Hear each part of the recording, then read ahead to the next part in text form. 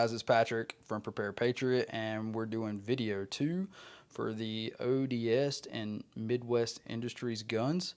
Just wanted to talk to you guys today a little bit about when you're mounting your red dots.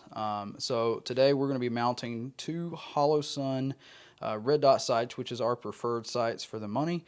We think they are pretty fantastic. They tend to perform well. We have 2 different Holosuns here. As you can see, they look very similar. They both have 2 MOA dots. They are both battery operated. The big difference between the 2 in the price and in performance is this one, which is a 403C, is the solar mounted, or the solar Holosun, which means it will run off of solar or battery, which really helps to prolong the life of your battery. But it also will run even if you take the battery out. As long as you have some kind of ambient light, that solar will always work. This one over here is the 403B, which is much more economically friendly. That's a little bit less on the price. Both of these are very reasonable for what you're getting. This Holosun here is, I think, like $250, I think. 230 to 250, I think, is where that one ranges. And then the Holosun 403B, the reason we have some of those is they were on sale at Palmetto State Armory a while back. And we got those for, I want to say, like $120, which for a great red dot sight is pretty awesome. Both of these are red. I know there are green dot sights, so we tend to start trying to call them dot sights now. But these are actually red dot sights.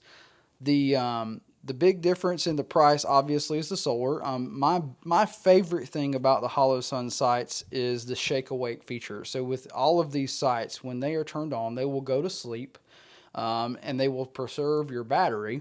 However, when you pick them up, they will automatically turn on, and that is a really awesome feature. And I really love that in the Holosuns. So that's one of the reasons why they are my preferred red dots. So on the new rifles that we picked up that you guys may have watched the videos for, you saw the Midwest Industries AR 16-inch lightweight model that we're going to be putting a red dot on. And then you also saw the ODS 1775 AK that we're going to be putting a red dot sight on. Both of them will receive a Holosun. We're going to put the solar one on the ODS. We foresee it getting some use in the upcoming class, so we want to have the better sight on it. We're also going to use the AR as well, but we're going to put the little bit more economical sight on it. These will perform the same in the field. I don't see any difference. However, when we are mounting these up, there is a difference in the height that we're going to want. So we want the AR, we're going to want to put the higher sight to match the higher sights that are on the AR. And then on the AK, the sights are a little bit lower. So we're going to be putting the lower sight on it like this. So I just wanted to give you guys a heads up when you're messing with any of your sights. If you don't change the base plate out when it comes from the factory, it'll probably already have some kind of Loctite on it. I don't know if you guys can see that or not.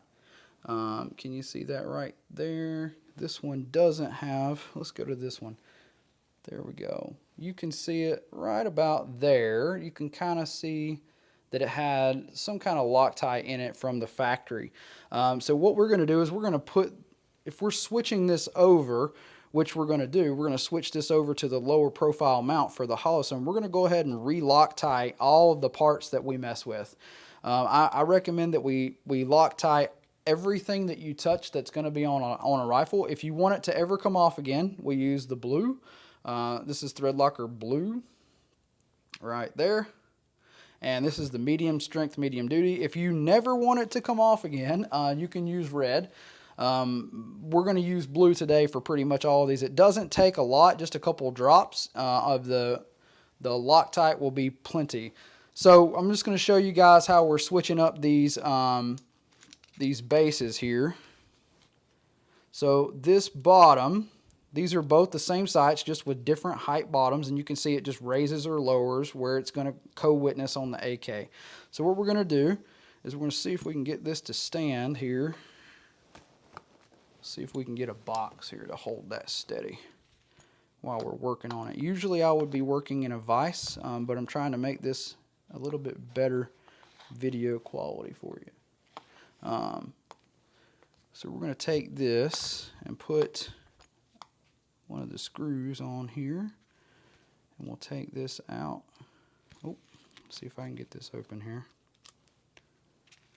We're going to put just a little dab. Oh, that was probably enough for all four there. Just a little dab of thread locker, and we'll drop those down in there like so. Like I said, that was probably a bit much, but it'll be okay. If you want perfection, you can find that in the dictionary. We are not perfect, and we don't try to be. We just want to be as good as we can get. Alright, so we're going to go ahead and add a little bit more. I had some that dripped on the table there that I'm adding. Maybe a little grit will keep it in there too. Just kidding. So we're going to leave this sitting here. We got one more here. We're going to put just a dab. It does not take a lot for it to work really well. Just try to keep your fingers off the lenses. Would be smart. And we're just going to start each of these by hand first and make sure they feel really good going in. We want these to feel nice. And then we're going to go, and I like to snug it in kind of a crisscross pattern. It's just the way I was taught to mechanically do things, so we get it nice and tight on all sides without it binding up and causing any issues. So now that we have that one all kind of snug, we're going to go around again in that kind of crisscross pattern. There we go. And then I'm just going to give it a little extra.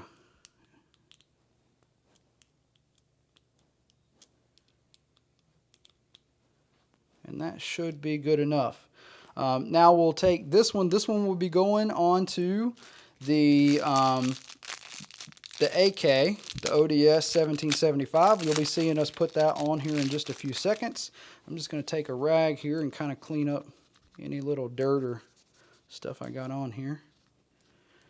And that one is ready to go. Now we'll switch over to the large brace or large base that we're going to put on for the AR style rifle.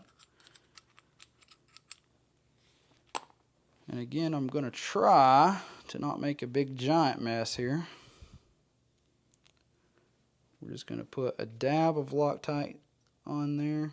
Doesn't take a lot. This one will be a little bit tougher to start maybe on camera because it's just so tiny and such a small hole there. But I think I might have got it, if y'all can see that. There we go. So that one is started.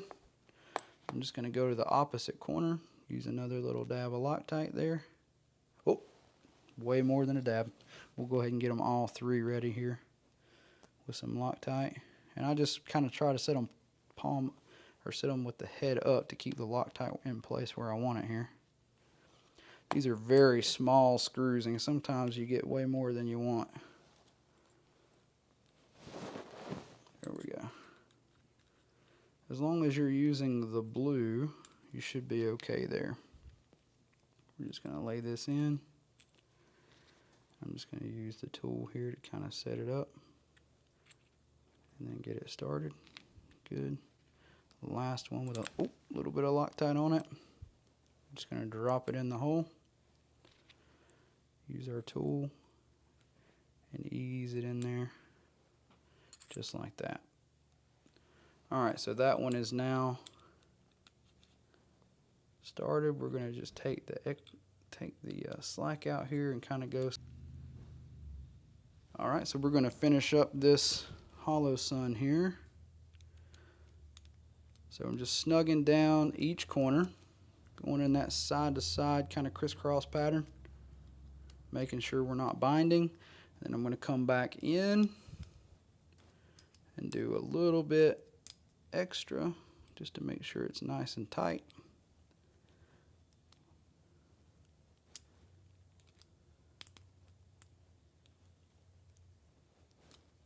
You don't want to be sighting your rifle in and it be loose. That will mess up your zeros, and then it'll never hold, and you'll think it's your sight, but it's really that you maybe did something wrong when you were mounting your stuff up. So we're just going to wipe these off a little bit and then give you one more look here at how they look. So this would be the low profile. We'll turn them around so they kind of look the same here. This will be the low profile, and that's the high profile. We're going off of Brian's recommendation. That's the owner of ODS, and he says to use the lower mount, so that's what we're going to do. So stay tuned for the next part, and we will put them on the rifle. All right, guys, we're going to mount this Hollow Sun red dot onto the Midwest Industries rifle. I wanted to show you guys kind of how we do it and how the preferred method is to put these on. So typically what I do when I know I'm going to be putting this on and leaving it on and I want to sight it in is I go ahead and put some Loctite in. And what I do is just put a little drop in the hole, just like that, and I'll leave it like that. And then we're going to turn it around. And we like to mount it as far forward as we can on the rail. And what I typically do is I hold the piece and just loosen it out until we drop on the rail. So we pull that out just a little bit. There we go. And I'm just checking to make sure it's the right spot. And then we're going to come in and just snug that up. So what I do is I like to tighten it kind of as hard as I can there. And then we're just going to come here and do like maybe a quarter of a turn. And that should be good to go on your rifle. So we'll give it just a little bit of time for that Loctite to dry, and this is a properly mounted red dot onto the Midwest Industries rifle. We are not putting the sights on yet. They are held up in shipping. The coronavirus has put a ding on Midwest Industries sights. Apparently they have not made it here yet, so we're going to go ahead and sight this thing in and get it ready with just the red dot for now. We'll come back and add the backup sights later and put them on and have them sighted in at a different time. So we'll skip over next to the ODS rifle. Alright guys, we're back. We're going to be doing the low mount Hollow Sun on the ODS. We're going to put it about right there on this, so it's in front of the rear sight. This is the way that Brian from ODS, the designer of the rifle, said we should be running it. So that's where we're going to put it. The first thing we're going to do, as I said already earlier, anytime that we're going to be putting something on permanently, we want to put just a little dab of the blue Loctite on. Then I'm going to come in and find that same hole that I was just on that I want, just like that. And then we're just going to take the little tool and snug it up here. So what I always do is just kind of run it as tight as I can on the small. And then we're going to go in and do maybe a quarter of a turn after it's tight. We don't want to kill this stuff. It's tiny. And they send you tiny stuff for a reason. They don't want you to overcorrect this. So then I'm just going to take and wipe a little bit of that excess stuff off. And that should be mounted. Looking through it, it is pretty close to being good. Yeah, nice and level. Everything looks good. This is the solar version that we mounted on the ODS, the 403C. We would prefer to have a quick detach mount on all of our mounts, but this is what come with them today, so that's what we're going to be running. If we decide to change it, that's why we use blue Loctite, so you can take it back off, but it won't come off when you don't want it to. So right now we're going to leave this one on, and we're going to get ready and go out and sight these rifles in.